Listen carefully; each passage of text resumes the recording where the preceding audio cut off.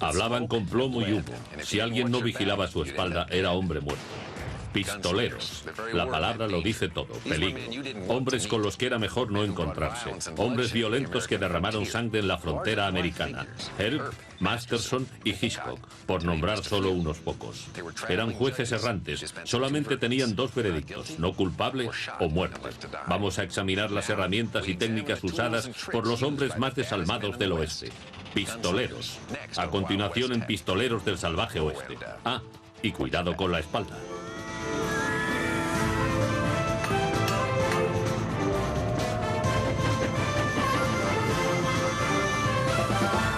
Pistoleros del Salvaje Oeste. Soy Keith Carradine. Si un hombre no tenía cuidado en el Salvaje Oeste, podía morir en un instante. Si se quería sobrevivir, era necesario dominar las herramientas del oficio. Y si el oficio era matar a otros, la herramienta era el revólver. El revólver fue probablemente la herramienta más usada en el Salvaje Oeste. Era un seguro de vida hecho de plata y marfil, mucho más fiable que los desagradables síntomas que se podían padecer tras haber pasado la noche con una de las chicas del salón. El revólver se llevó vidas, pero también ayudó a salvarlas. Por eso todos hablamos del Salvaje Oeste. El Salvaje Oeste no era lugar para los pusilánimes o los débiles, sino un lugar donde los hombres se endurecían, algo necesario para sobrevivir en la frontera. La justicia podía tener muchas caras, y una de ellas era un hombre llamado Wild Bill.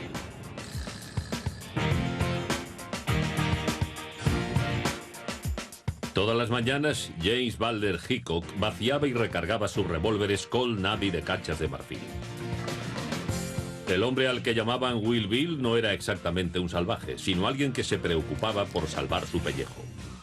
Los revólveres Colt Navy de Hitchcock eran del calibre 36, de pistón y bala esférica, de 6 disparos con un alcance preciso de 45 metros. No utilizaban cartuchos, se cargaban con pólvora negra y bolas de plomo. Un fulminante de percusión en la parte trasera de las recámaras proporcionaba la chispa que hacía arder la pólvora lanzando la bala. Funcionaban bien la mayoría de las veces, pero la fría temperatura nocturna podía hacer que la pólvora se contrajera y humedeciera en las recámaras. Eso originaba fallos al disparar que podían hacer pasar un mal rato al pistolero. Como sheriff de Abbey Lane, Kansas en 1871, Hickok no podía asumir riesgos. Recargaba con frecuencia sus revólveres porque, como él decía, había que estar seguro. Wild Bill Hickok fue realmente el primer pistolero. Era un personaje seductor, él lo sabía y se dejaba el pelo largo, y vivía de acuerdo con su fama. Hickok era además un hombre extremadamente peligroso. De eso no hay ninguna duda. El ritual matutino de Wild Bill decía mucho de él. Hickok sabía que su supervivencia dependía de algo más que su agresividad. También necesitaba una tecnología fiable. Hickok fue al oeste a mediados del siglo XIX. Iba en busca de fortuna y aventura. En 1865 estaba en Springfield, Missouri, y fue allí donde empezó a ganarse su reputación de pistolero.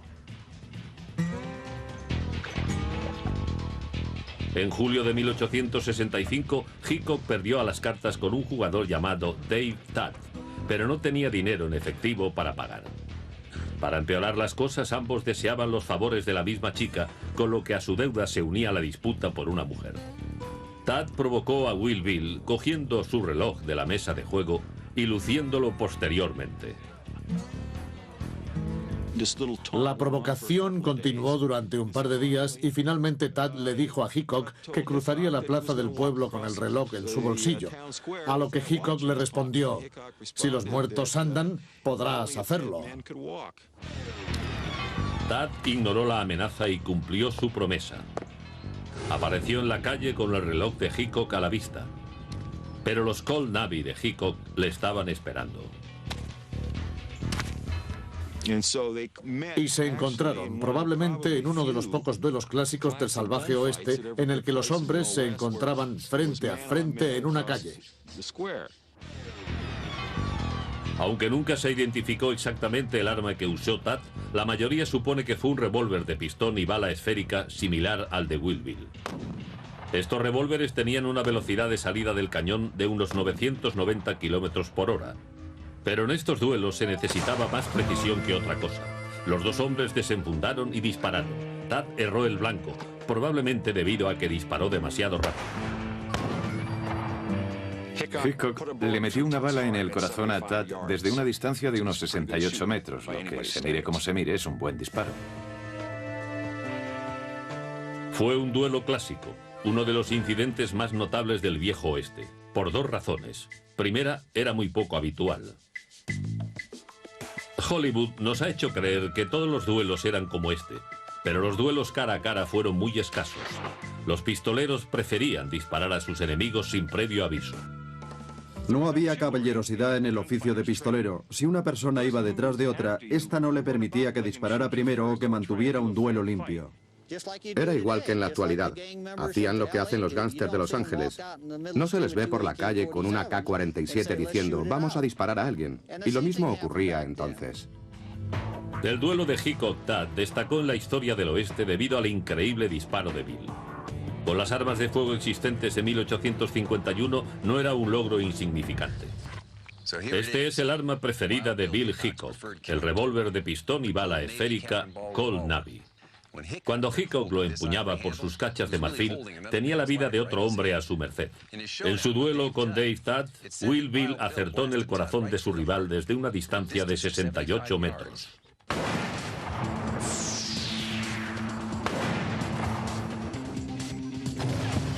Pensemos en esto, un blanco del tamaño de un puño al que Hickok acertó a casi 70 metros de distancia. A esa distancia es como acertarle a un perro de las praderas desde el otro extremo de un campo de fútbol. Pero Hickok tenía una vista sorprendente y el pulso firme. Sabía que con ese revólver tenía que apuntar un poco alto, porque la gravedad hace que el proyectil caiga lo suficiente para cambiar una herida mortal en el corazón por una herida dolorosa en el vientre. Y no olvidemos que Tad a su vez respondía al fuego de Hickok. Para su desgracia falló y fue el último error de su vida. ¿Creen que disparar es fácil?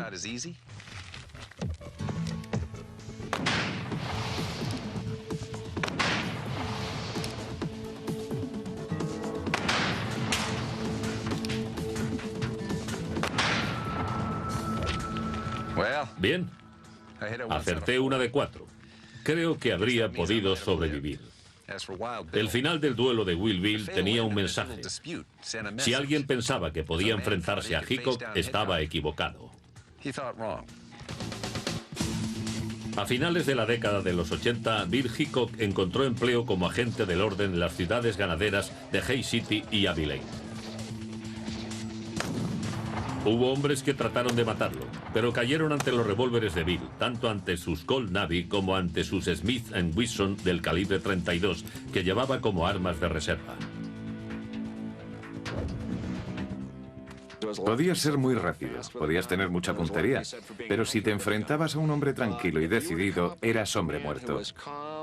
Porque Wild Bill era un individuo que podía soportar imperturbable el silbido de las balas pasando junto a su cabeza y que apuntaba y disparaba con mucha precisión. Hickok siempre estaba dispuesto a apretar el gatillo. Pero ser rápido disparando podía tener sus desventajas, y eso fue precisamente lo que acabó con algunos pistoleros.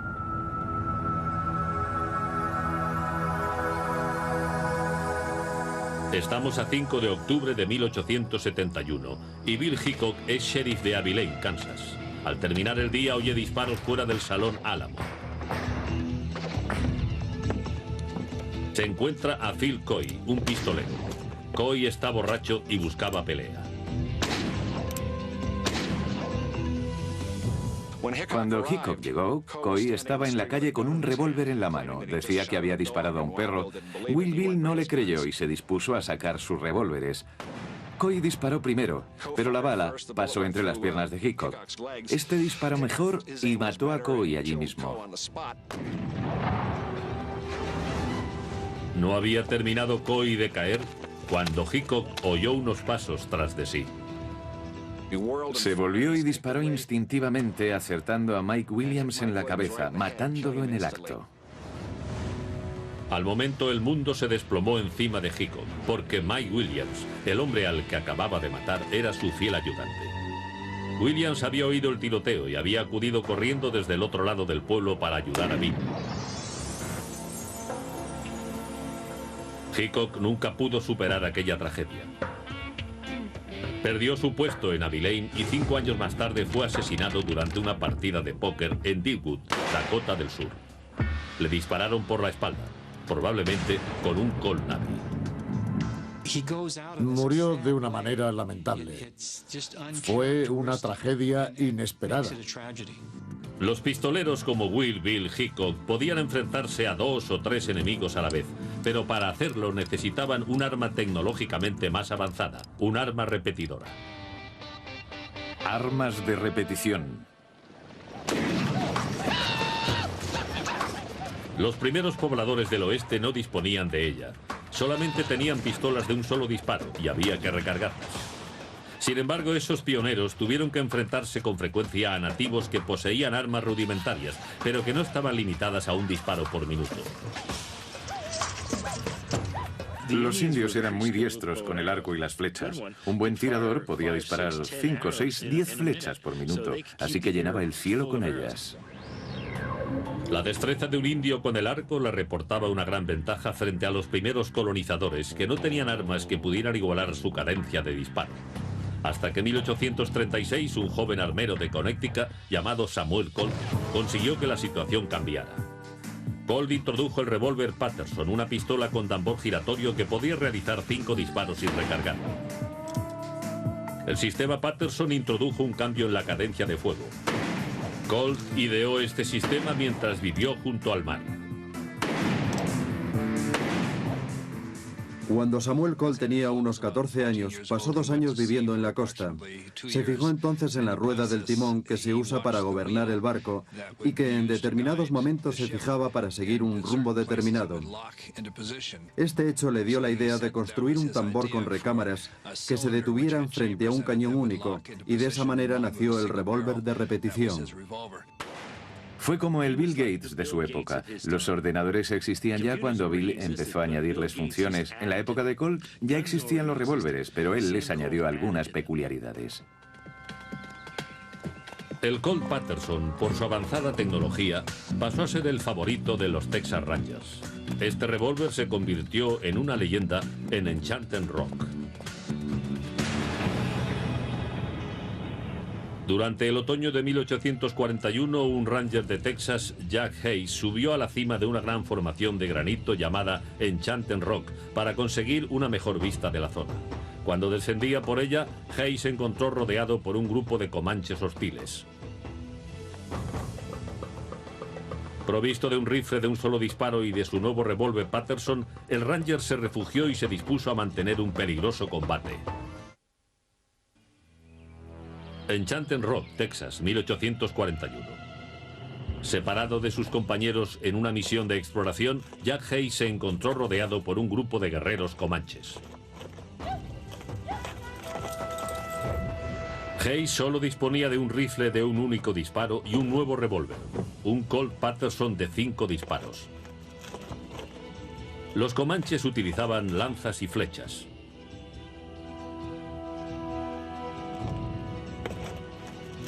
Pretendían capturar al ranger, confiados en que poseería armas de un solo disparo.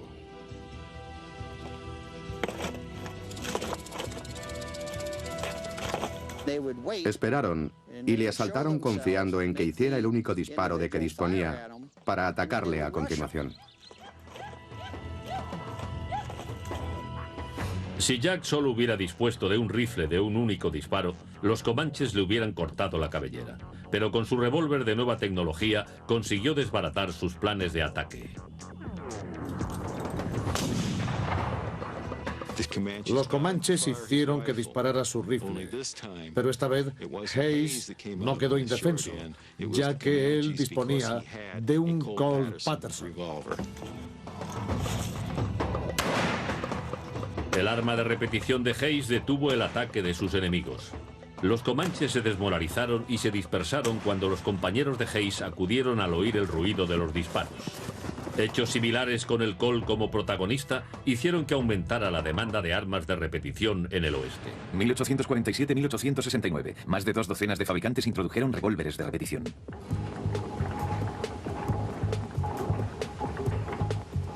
El reto en los fabricantes de armas del este había cambiado. Ahora debían resolver el problema de satisfacer la demanda de esta arma innovadora, lo que desencadenó una revolución en el proceso de fabricación. Sam Cole inventó y patentó herramientas como tornos y molinos. Fue el precursor de Henry Ford y de la industria moderna, que se desarrolló por primera vez en aquellos días. Se dio a conocer en todo el mundo el sistema americano de fabricación. Unas mejores máquinas produjeron unas mejores armas. Muy pronto las industrias empezaron a fabricar mejores modelos de forma masiva y a gran velocidad. La industria armamentística en este periodo era parecida a la industria informática actual. Al cabo de 6 meses, el producto ya estaba anticuado, no se fabricaba y se producía otro nuevo. Y muchas de estas armas nuevas eran revólveres. Y aunque uno de ellos le salvó la vida a Jack Hayes en Enchanted Rock, no eran más que armas de corto alcance. Para mantener al enemigo a mayor distancia, los colonos necesitaban armas de repetición, algo que pudiera alcanzar al adversario a varios cientos de metros y que se pudiera disparar repetidamente con gran rapidez. Se tardó un tiempo, pero al fin apareció un rifle en 1860 que cumplía con esos requisitos, el Henry. Armas largas de repetición. Desarrollado por el maestro armero B. Tyler Henry, el rifle podía realizar con rapidez varios disparos, pero ya no utilizaba pólvora suelta y balas esféricas. En lugar de eso empleaba una munición mucho más eficaz, el cartucho integral. En 1854, Daniel Wison, famoso más tarde a través de Smith & Wesson, acertó con la idea de extender la longitud de la cápsula del fulminante, añadiéndole más pólvora. A continuación, selló la vaina con una pequeña bala de plomo. Esta munición integral tenía 2 grandes ventajas. Era impermeable y eliminaba la necesidad de llevar pólvora, balas y fulminantes por separado. También consiguió que la recarga fuera más rápida. Tyler Henry, un socio de Wison, aumentó posteriormente el tamaño y el calibre del cartucho que usaría en su nuevo rifle. Este es el modelo clásico de 1860 del rifle Henry. Tiene un tubo depósito bajo el cañón. Cuando se baja la guarda, un nuevo cartucho es introducido en la recámara a la vez que se carga el rifle. Al recoger la guarda, el rifle está listo para disparar. El proceso se podía repetir 15 veces. Un auténtico fenómeno en su tiempo. El Henry fue el primer rifle repetidor verdaderamente práctico. En el verano de 1867, esta vanguardia tecnológica demostró su valía en un combate desesperado por la supervivencia en las praderas de Montana.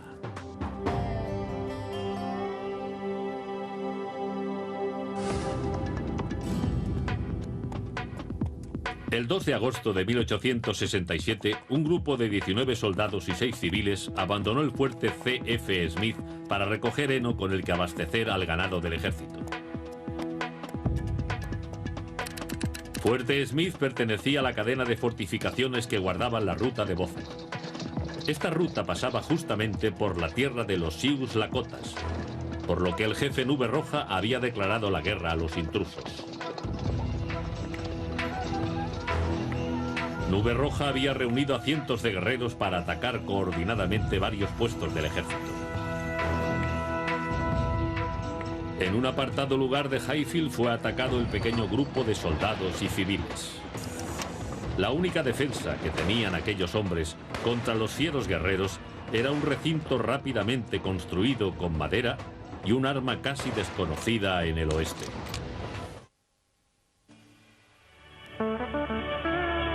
Territorio de Montana, 1867. Un grupo de hombres sale del fuerte C.F. Smith a recoger heno para el ganado del puesto. Pero el grupo es atacado por un gran número de guerreros Sioux. Los indios rodearon a los trabajadores que se parapetaron tras un improvisado corral de troncos. Los soldados cogieron sus rifles estándar de disparo único y se prepararon para la defensa. Un miembro civil del grupo, Al Colvin, se refugió y se dispuso a disparar con su rifle.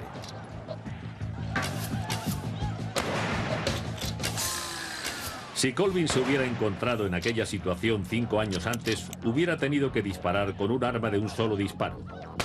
Habrían contado entonces con unos 20 fusiles de fuego lento para defenderse de cientos de SEALs. Lo más probable es que el pequeño grupo de soldados y civiles de Fuerte Smith hubiera sido aniquilado.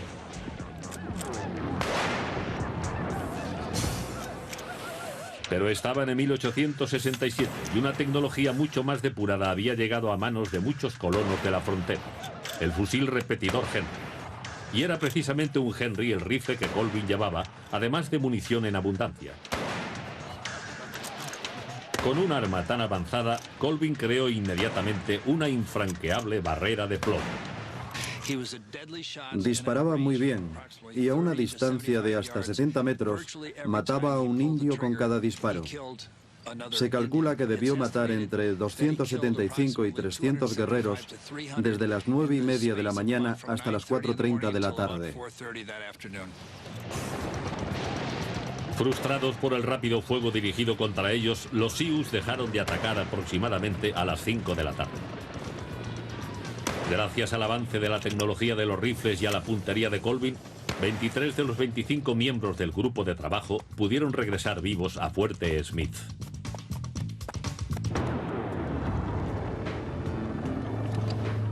Una versión mejorada del rifle Henry fue el Winchester, un rifle repetidor que se convirtió en el favorito de los pistoleros. Pero las ventajas y facilidades para llevar y desenfundar el arma eran frecuentemente tan importantes como el arma misma. La tecnología de las fundas en el viejo oeste no tenía límites. Al igual que las armas de fuego que contenían, las fundas experimentaron varias transformaciones. Fundas. Empecemos a finales de los años 60. Esta funda era conocida como la Slim Jim y parecía diseñada para guardar una salchicha. Está inspirada en una funda muy común en tiempos de la Guerra de Secesión, pero aquella tenía cubierta y esta no tenía ninguna para que el acceso al revólver sea más rápido. Al cabo de una década nos encontramos con una funda muy popular en los años 70. Es la que llamaban Mexican Loop y estaba hecha de una sola pieza de cuero. Era mayor y más ancha para acomodar cartucheras mayores. Los Colt Peacemaker eran muy populares y las fundas debían adaptarse a ellos. Ahora demos un salto a los años 90. Esta funda era descubierta, la Skellington Rig. Una funda de hombro para desenfundar rápidamente. También de los años 90, la Bridgeport Rig. Fíjense cómo gira, es como un teléfono móvil con su funda, propias para girar el revólver y disparar sin desenfundar. O si se quería, se podía desenfundar y utilizar el revólver normalmente. Era muy práctica cuando se estaba sentado y resultaba difícil desenfundar el revólver. No había más que girarlo y ya estaba listo. Pero no todos los pistoleros llevaban su arma bien visible en la cadera. En la mayoría de los pueblos del oeste, llevar armas era ilegal, a pesar de lo que vemos en las películas. Nadie entraba llevando un arma a un salón en el que todos tenían una. Eso podía traer consecuencias nefastas. Aunque muchos desobedecían la ley y llevaban armas, las llevaban ocultas, pero no las exhibían en la cadera. Iba contra la ley. Incluso los agentes de la ley, quienes sí llevaban armas, obviamente, las escondían con frecuencia bajo la ropa. En las mesas de juego, los jugadores como Doc Holliday solían llevar pistolas pequeñas llamadas Derringer. Eran lo suficientemente pequeñas para ocultarlas en un bolsillo del chaleco. Este es un Derringer clásico. Se abre apretando hacia abajo esta palanca. A continuación se bajan los cañones. Tiene otra palanca pequeña en el lateral que sirve para eyectar los cartuchos. Fáciles de ocultar, las pistolas de bolsillo eran también muy populares como armas defensivas entre las prostitutas. Hubo dos meretrices en El Paso que en 1890 se vieron involucradas en un tiroteo. Una fue alcanzada por la otra en lo que un periódico denominó el arco público, pero hubo un error tipográfico y escribieron el arco público. Muchos opinaron que aquella denominación era más adecuada. A los hombres que trabajaban fuera de las ciudades no les importaba mostrar sus armas. Llevaban las fundas que creían más apropiadas para su trabajo cotidiano. En Tucson, Arizona, en 1881, un duelo mantenido cerca de OK Corral ejemplificó a la perfección las diferencias entre los hombres de ciudad y los cowboys en la forma de llevar las armas. En el duelo se enfrentaron los IRB, agentes de la ley urbanos y jugadores, contra los Clanton y McLaury, vaqueros que trabajaban en ranchos fuera de las poblaciones. Los Clanton y los McLaury entraron en el pueblo el día del duelo en OK Corral. Desatendieron a la ley que les exigía depositar las armas y además las exhibieron claramente enfundadas a la cadera. Los IRB se percataron y se dirigieron al corral para desarmar por la fuerza a los vaqueros. Por el camino, otro agente local, John Behan, trató de impedir el enfrentamiento. John era también amigo de los Clanton y McLaury y les dijo a los IRB que se ocuparía del problema y les quitaría las armas a los vaqueros. Entonces ocurrió algo importante. Por el cine tenemos la idea de que todo el mundo llevaba los revólveres al cinto, pero Virgil Earp nos dice en su relato: cuando Behan nos dijo que estaban desarmados, yo cogí mi revólver y me lo pasé a la parte de atrás de la correa. Esto es lo que haría un agente de narcóticos de nuestros días, ¿verdad? Bien, entonces no llevaba funda. Los IRB continuaron su camino hacia el corral, pero no esperaban iniciar un tiroteo tan rápidamente. Wyatt Earp dijo que cogió su pistola y la metió en el bolsillo de su abrigo. Eran hombres de ciudad que llevaban las armas como hacen los de su condición, en bolsillos, no en fundas. Los vaqueros, por otra parte, llevaban calzones y revólver al cinto. Aquí el mito se separa de la realidad. Los Earp no llevaban fundas. Momentos más tarde, con o sin fundas, los IRB descubren que los vaqueros no iban desarmados y que no tenían intención de entregar sus armas. Entonces empezó la refriega. A lo largo de 30 segundos se escucharon los disparos. 3 vaqueros cayeron muertos y 2 de los hermanos IRB fueron heridos de gravedad. Parece que el resultado de la refriega fue debido tanto a la habilidad y aplomo de los contendientes como a las armas de fuego que llevaban. ¿Qué tal les iría en un duelo?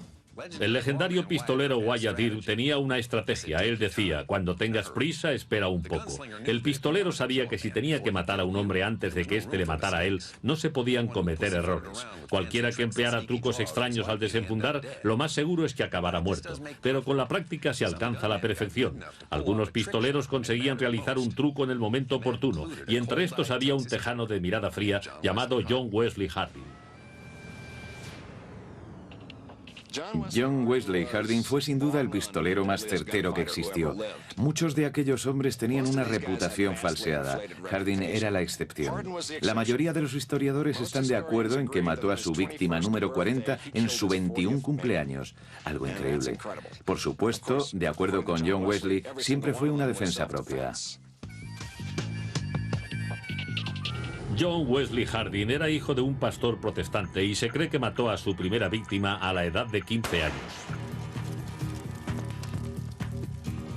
Debido al incidente, tuvo que huir del lugar donde se produjo.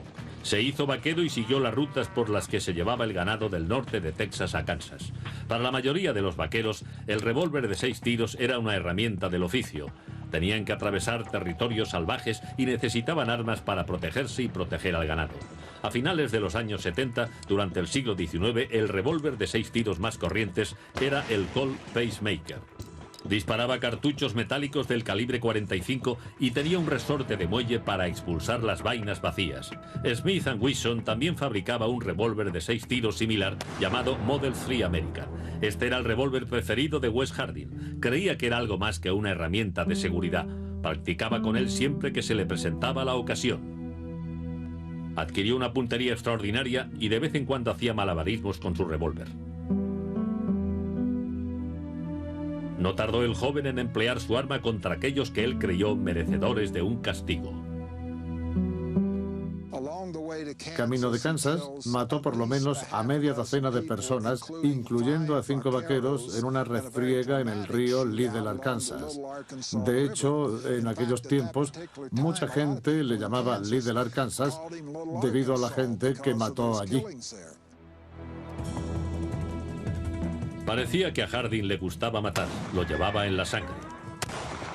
Llegó a decir que en una ocasión intimidó al gran Wild Bill Hickok.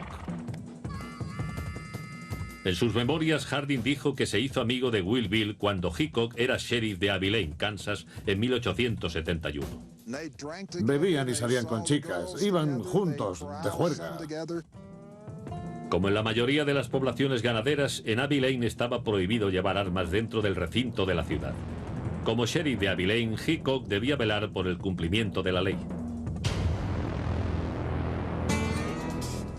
Un día Harding apareció en la ciudad llevando su revólver de 6 tiros. Wild Bill le siguió y le ordenó que entregara el arma inmediatamente.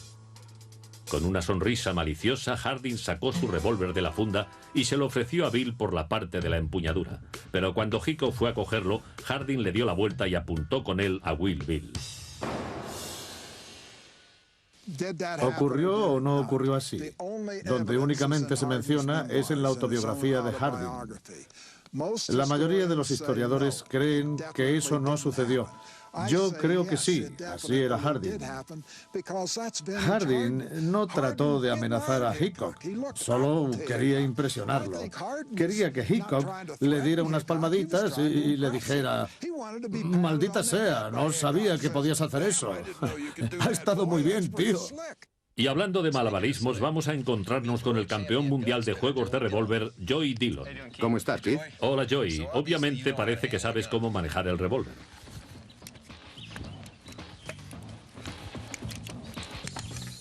Obviamente. ¿Por qué no nos muestras el truco que le hizo John Wesley Harding a Wild Bill Hickok? Muy bien, por lo que sé, esto es lo que hizo. ¿Por qué no haces de Bill Will y me pides el revólver? Bien, ya conoces las reglas. No se permiten armas en la ciudad. Dámela. Muy bien, sheriff. Con cuidado, este es mi trabajo. Y yo hago esto con naturalidad. Muéstrame cómo perfeccionaste el truco. Bien, Keith, se hace así. Coges el revólver al revés, así, manteniendo el dedo índice por fuera de la guarda. Dejas que el revólver caiga hacia el lado, así, dejando que el dedo entre en la guarda y entonces le das la vuelta. Al mismo tiempo coges la empuñadura y cargas así. Sabes, siempre me han dicho que John Wesley Harding sabía manejar los revólveres. ¿Por qué no nos muestras alguno de sus movimientos? Es un placer, Keith.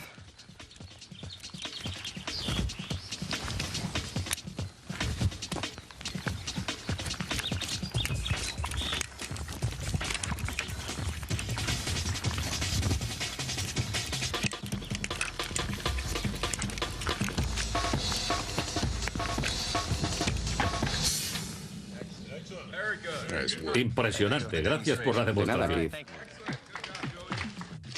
John Wesley Harding vivía fuera de la ley, pero en una ocasión lo arrestaron y entonces empezó uno de los más interesantes capítulos de la historia del salvaje oeste. Por sus crímenes, Wes Harding pasó en la cárcel 17 años. Y algo increíble, estudió leyes en la prisión. Cuando salió era un hombre reformado, al menos hasta cierto punto. Fue admitido como abogado en Texas y abrió un bufete en El Paso. Sin embargo, le gustaba hacer exhibiciones con los revólveres. Se había pasado a los Colt y con frecuencia llevaba un pequeño Colt Thunderer del 41. Lo utilizaba para mostrar su puntería haciendo agujeros a naipes a varios pasos de distancia. Aún seguía sacando el revólver con increíble rapidez. Jeff Milton era el jefe de policía del Paso en 1895. Un día estaba cruzando el río junto con Harding para enfrentarse a unos tipos que habían amenazado a Wesley. Jeff estaba seguro de que no iba a la zaga de nadie con el revólver, pero después de aquella noche su opinión cambió. Vio que Harding sacaba rápidamente su revólver y ponía el cañón contra el vientre de un hombre. Luego diría que él no había hecho más que tocar su revólver cuando Harding ya había sacado el suyo. Se dio cuenta de lo que podía ocurrir si tuviera que arrestar a aquel personaje. Con el tiempo, Harding, ya envejecido, volvió a beber y a jugar de nuevo. Y un mal día se encontró con otro pistolero, John Selman. El 19 de agosto de 1895, Selman entró en el Salón Acme con un Colt Peacemaker en la mano y le disparó una bala del 45 por detrás de la cabeza. El proyectil salió por el ojo izquierdo. Es curioso, pero Selman fue diciendo que le había metido una bala por el ojo. Quería que pareciera que fue en defensa propia, pero le había disparado por detrás de la cabeza. Nadie le creyó, aunque alguien dijo al respecto lo que todos pensaban. Si le acertó en el ojo fue una excelente puntería, pero si le disparó por detrás de la cabeza fue una excelente precaución. No había duda de que el revólver de 6 tiros desempeñó un papel primordial para pistoleros como John Wesley Hardin. Pero el revólver era un arma secundaria en el viejo oeste. El rifle era realmente el arma principal.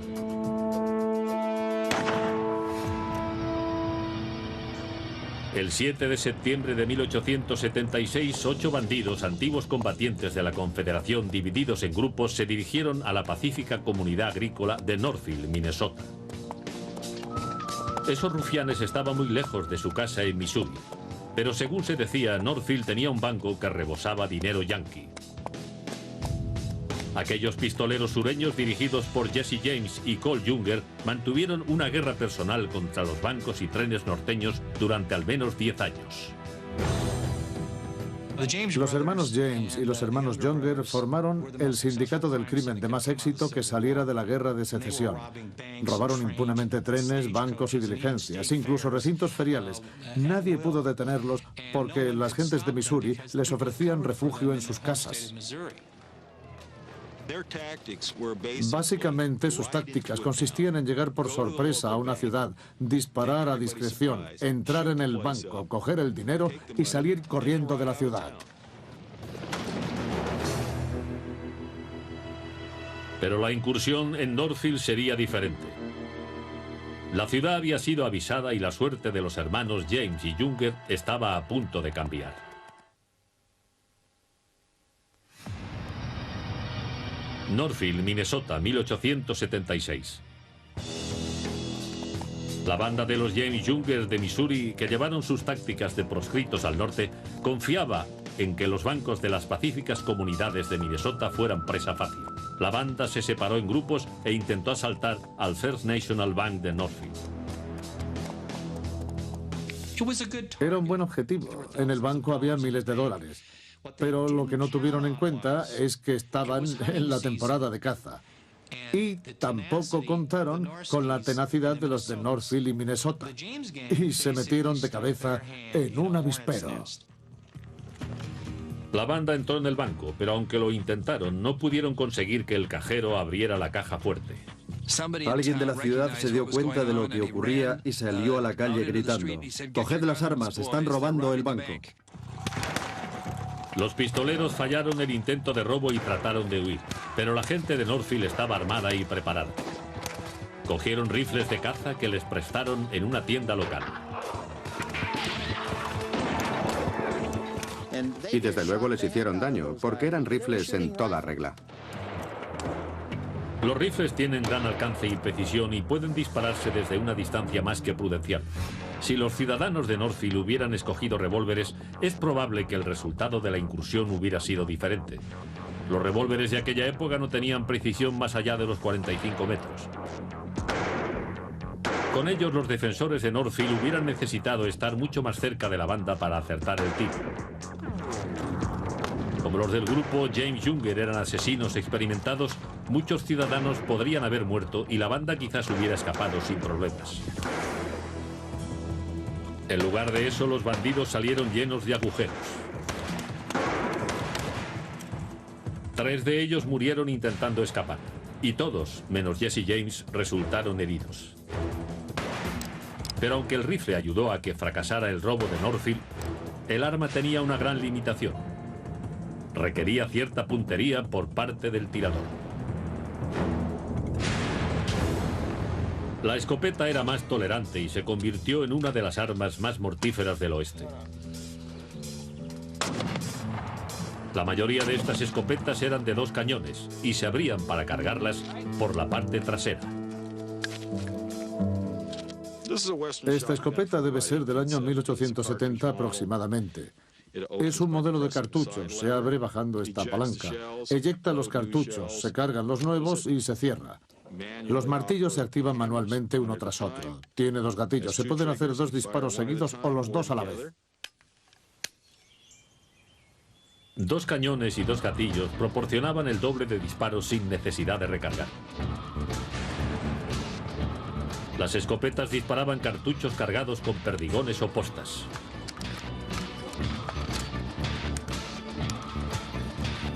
Al salir del cañón, los perdigones se expanden en un círculo de unos 20 centímetros de diámetro. A finales de abril de 1881, una escopeta de 2 cañones desempeñó un papel fundamental en una de las evasiones carcelarias más espectaculares de los tiempos del salvaje oeste.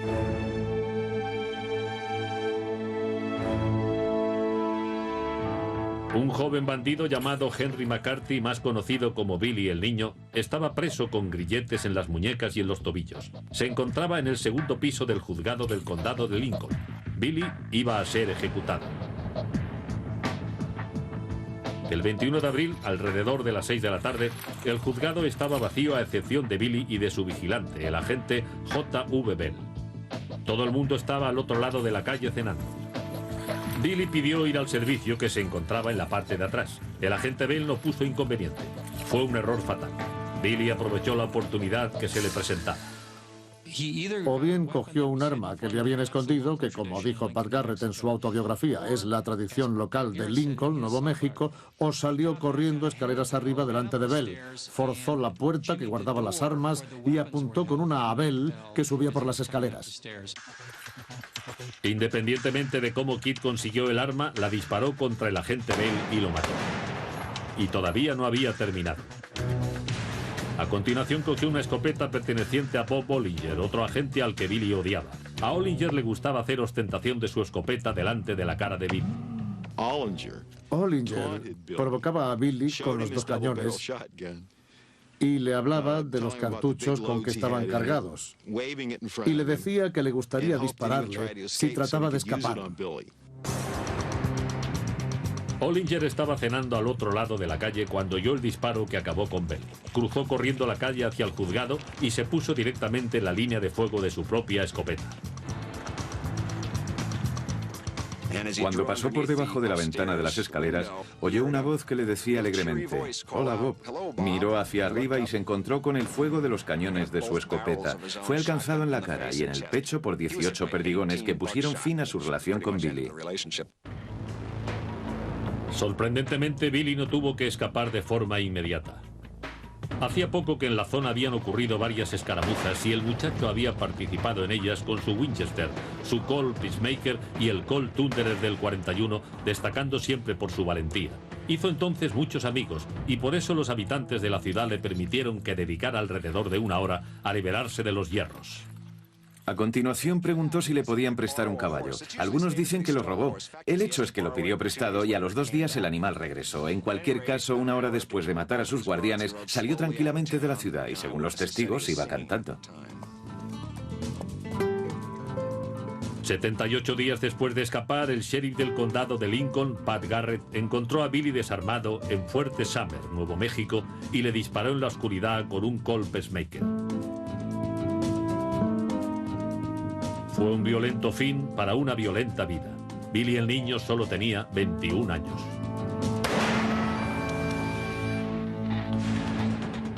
Los pistoleros eran unos hombres rudos, acostumbrados a una vida dura. Sabían que en el salvaje oeste la muerte podía esperarles a la vuelta de cualquier esquina o al entrar en cualquier pueblo en busca de diversión. Para continuar con vida, los pistoleros tenían que utilizar la mejor tecnología disponible. Pero a veces ni siquiera esta resultaba suficiente. Pregunten a Will Bill Hickok, John Wesley Harding o Billy el Niño, hombres duros que vivían para el revólver y murieron por él.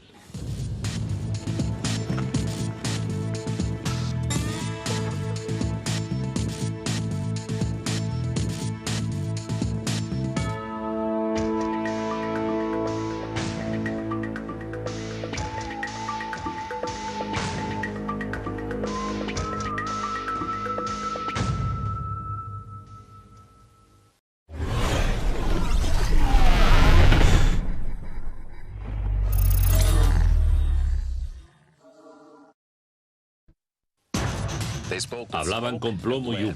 Si alguien no vigilaba su espalda, era hombre muerto. Pistoleros. La palabra lo dice todo. Peligro. Hombres con los que era mejor no encontrarse. Hombres violentos que derramaron sangre en la frontera americana. Earp, Masterson y Hitchcock, por nombrar solo unos pocos. Eran jueces errantes. Solamente tenían dos veredictos: no culpable o muerte. Vamos a examinar las herramientas y técnicas usadas por los hombres más desalmados del oeste. Pistoleros. A continuación en Pistoleros del Salvaje Oeste. Ah, y cuidado con la espalda.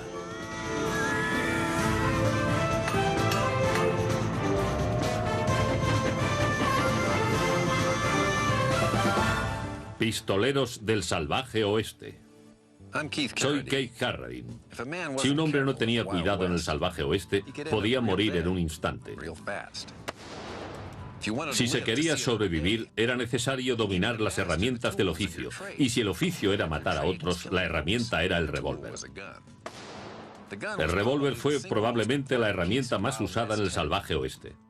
Era un seguro de vida hecho de plata y marfil, mucho más fiable que los desagradables síntomas que se podían, por dos razones. Primera, era muy poco habitual.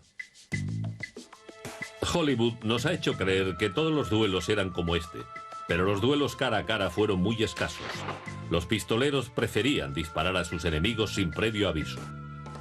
No había caballerosidad en el oficio de pistolero. Si una persona iba detrás de otra, esta no le permitía que disparara primero o que mantuviera un duelo limpio. Era igual que en la actualidad. Hacían lo que hacen los gángsters de Los Ángeles. No se les ve por la calle con una K-47 diciendo, vamos a disparar a alguien. Y lo mismo ocurría entonces. El duelo de Hitchcock-Tad destacó en la historia del oeste debido al increíble disparo de Bill. Con las armas de fuego existentes en 1851 no era un logro insignificante. Este es el arma preferida de Bill Hickok, el revólver de pistón y bala esférica Colt Navy. Cuando Hickok lo empuñaba por sus cachas de marfil, tenía la vida de otro hombre a su merced. En su duelo con Dave Tad, Will Bill acertó en el corazón de su rival desde una distancia de 68 metros.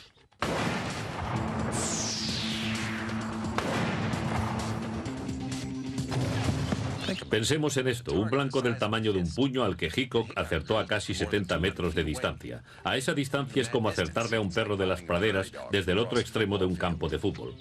Pero Hickok padecer tras haber pasado la noche con una de las chicas del salón. El revólver se llevó vidas, pero también ayudó a salvarlas. Por eso todos hablamos del salvaje oeste. El salvaje oeste no era lugar para los pusilánimes o los débiles, sino un lugar donde los hombres se endurecían, algo necesario para sobrevivir en la frontera. La justicia podía tener muchas caras, y una de ellas era un hombre llamado Will Bill.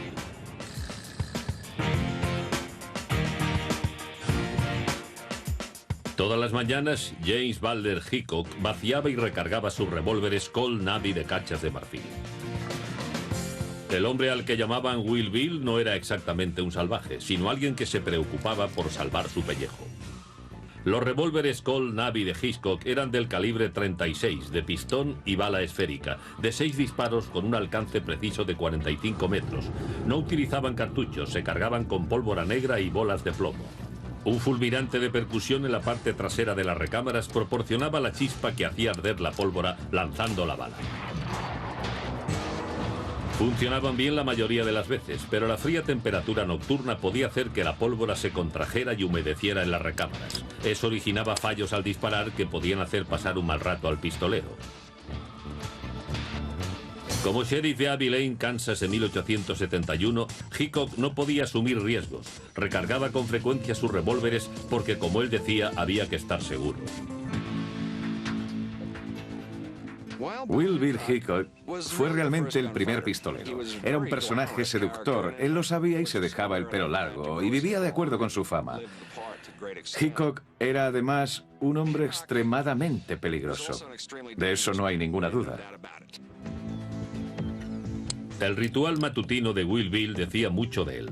Hickok sabía que su supervivencia dependía de algo más que su agresividad. También necesitaba una tecnología fiable. Hickok fue al oeste a mediados del siglo XIX. Iba en busca de fortuna y aventura. En 1865 estaba en Springfield, Missouri, y fue allí donde empezó a ganarse su reputación de pistolero. En julio de 1865, Hickok perdió a las cartas con un jugador llamado Dave Tadd, pero no tenía dinero en efectivo para pagar. Para empeorar las cosas, ambos deseaban los favores de la misma chica, con lo que a su deuda se unía la disputa por una mujer. Tadd provocó a Wild Bill cogiendo su reloj de la mesa de juego y luciéndolo posteriormente. La provocación continuó durante un par de días y finalmente Tadd le dijo a Hickok que cruzaría la plaza del pueblo con el reloj en su bolsillo, a lo que Hickok le respondió: si los muertos andan, podrás hacerlo. Tadd ignoró la amenaza y cumplió su promesa. Apareció en la calle con el reloj de Hickok a la vista, pero los Colt Navy de Hickok le estaban esperando. Y se encontraron, probablemente en uno de los pocos duelos clásicos del salvaje oeste, en el que los hombres se encontraban frente a frente en una calle. Aunque nunca se identificó exactamente el arma que usó Tadd, la mayoría supone que fue un revólver de pistón y bala esférica similar al de Wild Bill. Estos revólveres tenían una velocidad de salida del cañón de unos 990 kilómetros por hora. Pero en estos duelos se necesitaba más precisión que otra cosa. Los dos hombres desenfundaron y dispararon. Tadd erró el blanco, probablemente debido a que disparó demasiado rápido. Hickok le metió una bala en el corazón a Tadd desde una distancia de unos 68 metros, lo que, se mire como se mire, es un buen disparo. Fue un duelo clásico, uno de los incidentes más notables del viejo oeste.